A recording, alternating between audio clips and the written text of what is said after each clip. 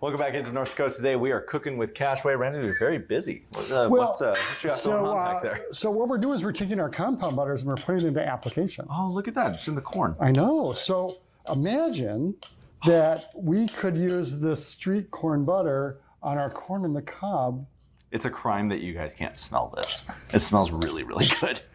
And looking at the butters, it's really, really cool how they mix so well together. Like the one, the one with the caramelized onions in it doesn't even look like there's anything in it. It just looks like a brown stick of butter. It's really, really cool. And so we mixed that one together before we went to break, and then we.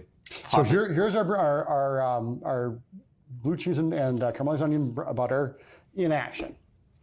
Yes, go right ahead. And then we have our street corn butter. I'm gonna try that one first. Yeah, I just love corn, and then when you do that to it, I brought out another butter that I was working with.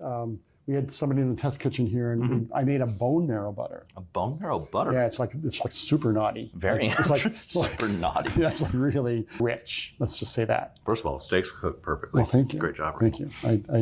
I hope I could cook that.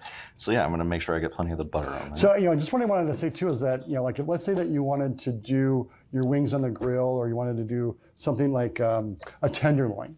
Now a tenderloin is very pretty lean, or pork chops are pretty lean.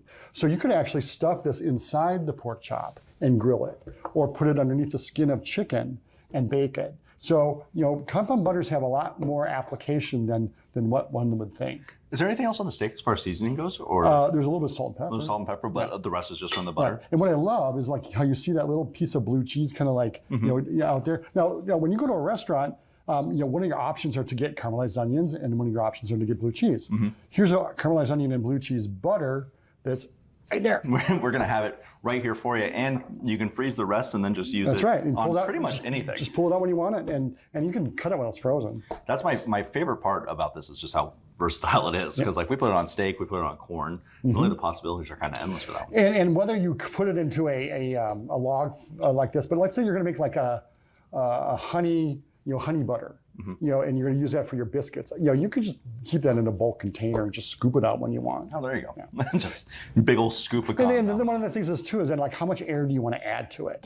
If you're going to use it for like a rolls or biscuits or something like that, cornbread, I'd probably whip it pretty good in the mixer. Make it a little bit more spread. Right, a little bit airier, so it's just a little lighter to spread. Gotcha. I do love the idea of just sticking a disc of butter onto like a steak as you're cooking it. And look what happens when we grill it, and we just put that on after we flip it. That's so good. Well, now this is going to evolve. It's going to evolve to just me eating. Well, steak, I might nudge you out a little bit.